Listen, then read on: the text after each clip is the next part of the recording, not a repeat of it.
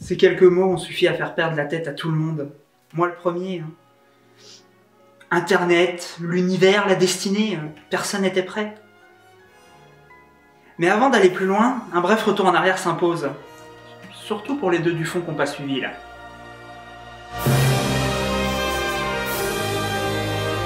The Legend of Zelda Breath of the Wild est un jeu vidéo développé par Nintendo, sorti le 3 mars 2017 sur Wii U et Nintendo Switch, après de multiples reports et une attente beaucoup, mais alors beaucoup, trop longue.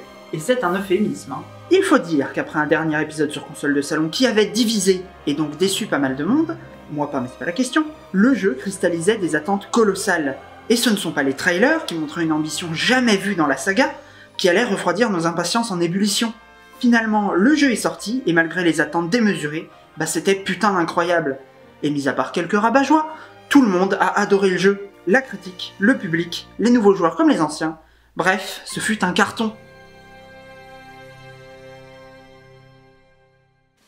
Breath of the Wild avait réussi son pari, novateur sur bien des points, redéfinissant les règles de l'open world, changeant le visage d'une des plus grandes sagas de l'histoire du jeu vidéo, Breath of the Wild était comme Ocarina of Time en son temps, révolutionnaire. Il y aura bien quelques points négatifs qui ressortiront du jeu, mais ces défauts resteront dans l'ombre des grandes qualités du titre. Il y a un avant et un après Breath of the Wild. On commence d'ailleurs à vraiment voir apparaître l'héritage du jeu, avec des titres qui s'en sont clairement inspirés. Le tout récent Genshin Impact et le prochain Immortals Phoenix Rising sont clairement une preuve de l'empreinte qu'a laissé Breath of the Wild dans le paysage vidéoludique. Et ils ne resteront assurément pas les seuls. Maintenant, prenons la direction de 2019. Plus précisément, pendant un petit événement confidentiel qu'on appelle l'E3. Comme à tous les E3 depuis quelques années, Nintendo nous gratifie d'un direct spécifique lié à l'événement. Les fans de Zelda attendent déjà le remake de Link's Awakening, et Nintendo dégaine un direct que j'ai trouvé personnellement de très bonne facture, rythmé, diversifié et surprenant. Alors que tout le monde pensait que c'était fini, arrive le fameux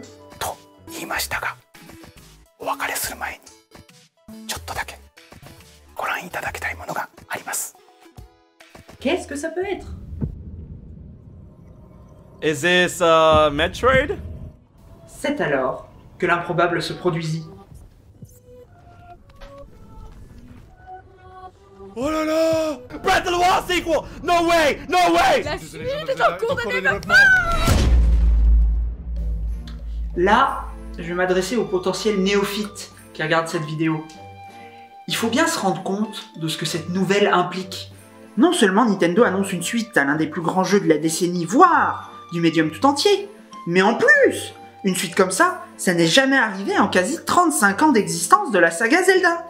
Certains rétorqueront que dans la saga il y a déjà eu des suites, Majora's Mask, Phantom Hourglass, j'en passais des meilleurs, et ils auront raison. Mais il n'y en a jamais eu qui prennent la suite directe de l'intrigue du jeu précédent. Les autres suites de Zelda ne complétaient pas un opus. Elles allaient chercher ailleurs. Il semblerait d'ailleurs, au vu de la sortie prochaine de Hyrule Warrior l'ère du fléau, que Nintendo veuille faire de Breath of the Wild une licence dans la licence, autre preuve de la réussite de l'opus. Mais alors que tout le monde a les yeux rivés sur ce spin-off préquel, je préfère me tourner vers la toujours très mystérieuse suite de Breath of the Wild. Et pour bien commencer cette série de vidéos qui sont plutôt spéculatives, regardons de plus près ce qu'on a déjà sous la main. C'est parti, marchons ensemble sur le chemin de ce que l'on nomme pour l'instant The Legend of Zelda Breath of the Wild 2.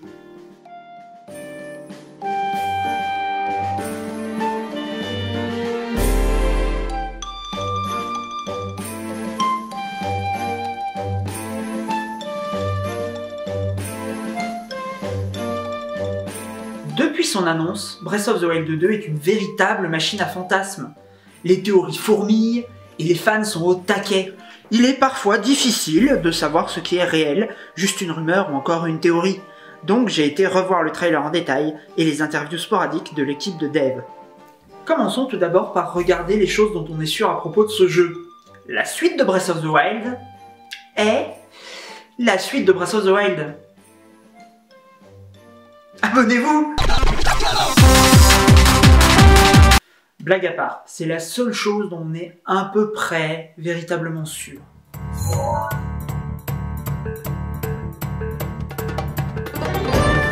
Allons donc creuser du côté des interviews dans un premier temps.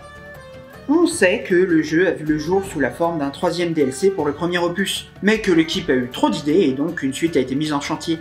Maintenant, on ne sait absolument pas quand le développement de cette suite a véritablement commencé. Difficile donc de spéculer sur une date de sortie. On peut juste être sûr d'une chose, c'est que le développement du jeu ne part pas de zéro. Déjà parce qu'il faut rentabiliser le moteur physique et chimique du premier, qui a été une tannée à développer, et ensuite, si ça a été pensé comme un DLC, il y aura forcément de la réutilisation d'assets. L'autre chose qui ressort particulièrement des interviews, c'est que la suite est au ciné car Eiji Aonuma, le producteur de la série, avait envie de revisiter le même Hyrule, le même monde mais avec une histoire et un gameplay renouvelé.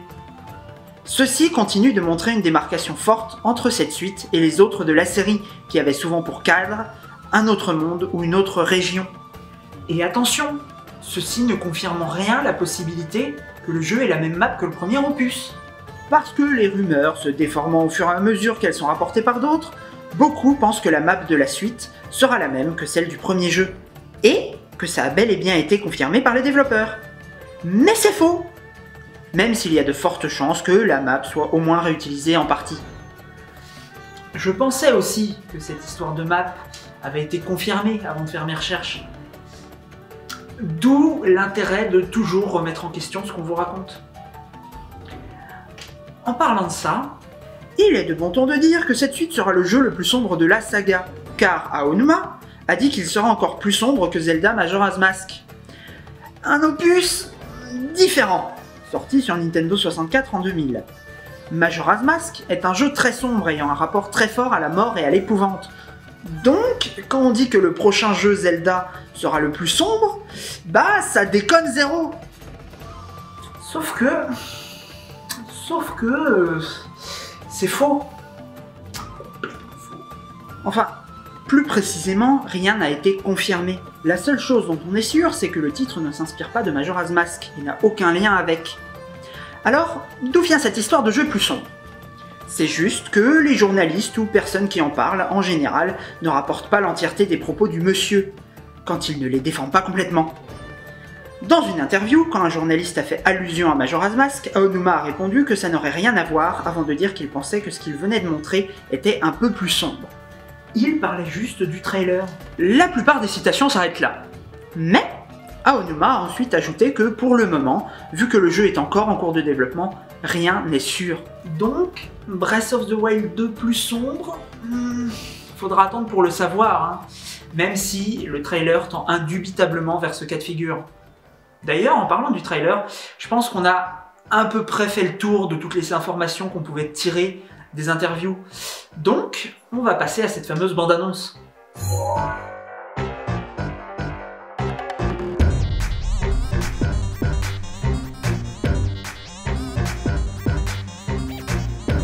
Ce trailer, il en dit peu et beaucoup à la fois. Du coup, on est parti pour une petite analyse sur le sujet. Rassurez-vous, on va pas faire une analyse plan par plan comme il y en a déjà eu trop. Non, on va essayer d'analyser sous un autre angle. Qu'est-ce que ce trailer nous dévoile exactement sur la suite? Déjà, on est sûr de retrouver le même Link et la même Zelda, quelques mois, années après le premier opus. On est également sûr d'une continuité d'intrigue avec le premier jeu. On retrouve ces mêmes ténèbres qui se répandent, ces mêmes yeux démoniaques. Le trailer confirme aussi que le jeu se déroule dans le même monde, au moins en partie. C'est ce que montrent les ruines Zonai et le plan sur Hyrule. Et là encore, c'est à peu près tout ce dont on est sûr. Certains diront « Oui, mais l'ennemi c'est clairement Ganondorf, tous les indices sont là !» À ça, je répondrai que rien dans ce trailer n'indique clairement que Ganondorf soit le méchant. Il y a de très fortes chances que ce soit le cas, mais rien n'est certain. Et c'est un peu ça pour tout. Quand on parle de Breath of the Wild 2, on construit des théories basées elles-mêmes sur des théories. C'est pas une chose vaine, hein. Faire marcher l'imaginaire, c'est vraiment un truc bien. Mais à ce stade, je pense que tout le monde s'est un peu fait son Breath of the Wild 2 dans sa tête. Donc, des petites piqûres de rappel, ça fait pas de mal.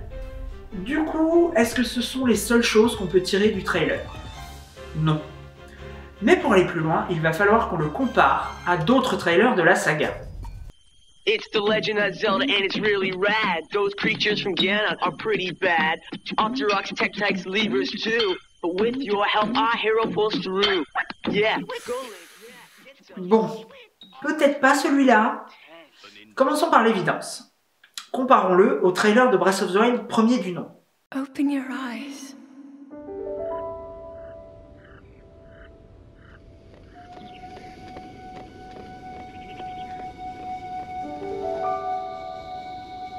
Le premier vrai trailer du premier jeu mettait la nature à l'honneur, commençant par de grands plans d'ensemble sur des paysages magnifiques. On voyait Link seul face aux terres sauvages d'Hyrule, gambadant avec aisance dans la pampa, sur tous les terrains.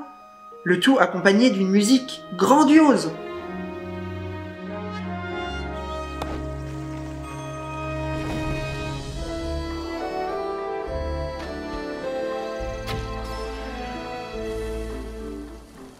Maintenant, le trailer de Breath of the Wild 2.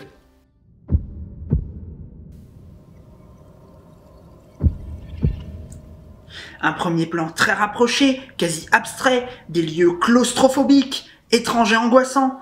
Link, accompagné de Zelda, progresse avec difficulté dans de sombres cavernes, sur une musique angoissante et dissonante.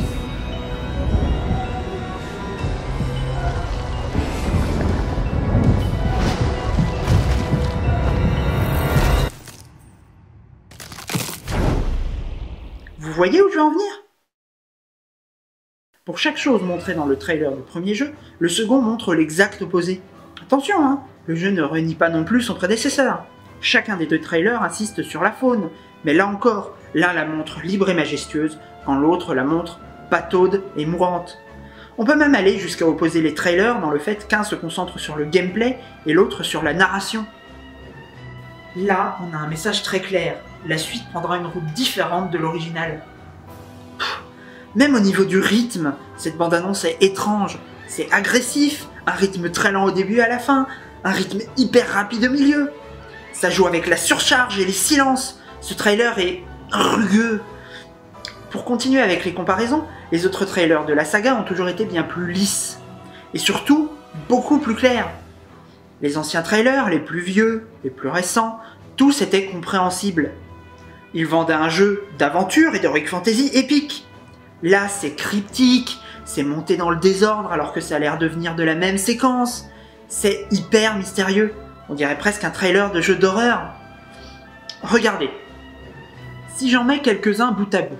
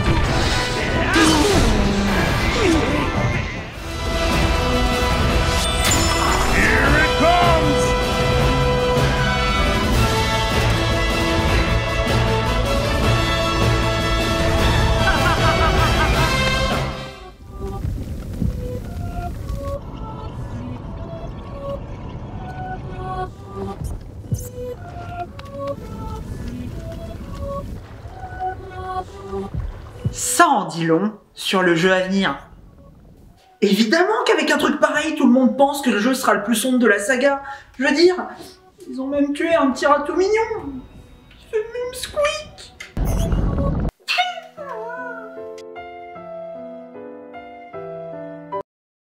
Je pense que tout ça, c'est un peu la clé de ce trailer. Sans le mettre en rapport avec ce qui l'a précédé, on perd une partie du truc. Mais enfin, ça reste extrêmement marquant. Mine de rien, ce court trailer d'1 minute 20, on en parle encore aujourd'hui.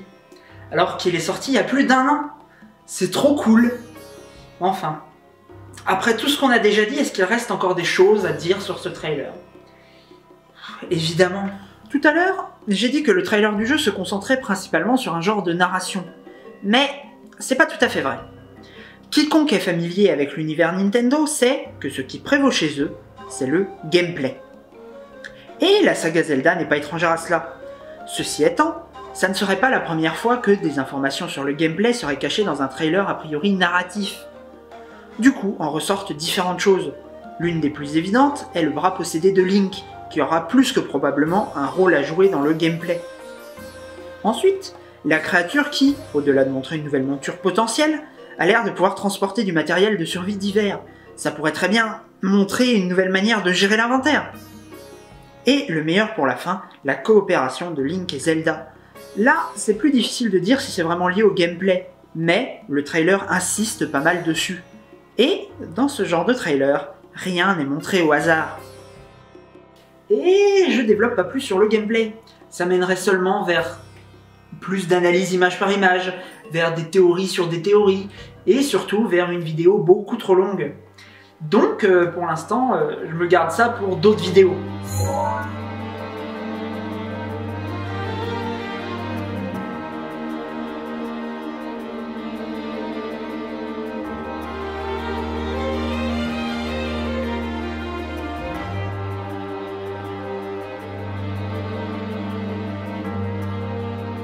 Je pense avoir fait le tour de ce que je voulais aborder dans cette première vidéo dédiée à Breath of the Wild 2. On ne peut s'empêcher de dire que ce jeu reste encore aujourd'hui nimbé de mystères, ce qui rend le projet d'autant plus fascinant. Cependant, il est bon de rappeler que le trailer reste avant tout de la matière marketing, et donc potentiellement une source de mensonges. Un exemple assez évocateur est le dernier trailer de Breath of the Wild, qui déjà n'était qu'en très petite partie mensonger, et surtout reste un putain de bon trailer. Mais il a clairement survendu le scénario du jeu. Résultat, le scénar a été pour beaucoup décevant. Espérons que là, ça ne soit pas le cas. Personnellement, je suis putain d'impatient. Pour la simple et bonne raison que si ce trailer vend fidèlement ne serait-ce que 50% du jeu, alors tout ce qui me manquait dans le premier opus y sera. De sombres cavernes, des ruines oubliées à explorer à la lueur tremblante d'une torche, une narration un peu plus mise en avant, et une ambiance beaucoup plus sombre, voire carrément horrifique. Et si en plus Zelda nous accompagne, alors là, ce serait au-delà de tout, ça serait fou, incroyable, que dis-je, essentiel. T'en ferais pas un peu trop, là? De toute façon, ce qui donne cette aura si particulière au prochain titre de cette saga mythique qu'est Zelda, c'est que les infos sont juste assez cryptiques, donnent juste assez d'indices pour que l'imagination s'enflamme, pour que la créativité s'éveille, pour nous emmener ailleurs, sur d'autres chemins. Décidément, ces quelques mots auront suffi à faire perdre la tête à tout le monde.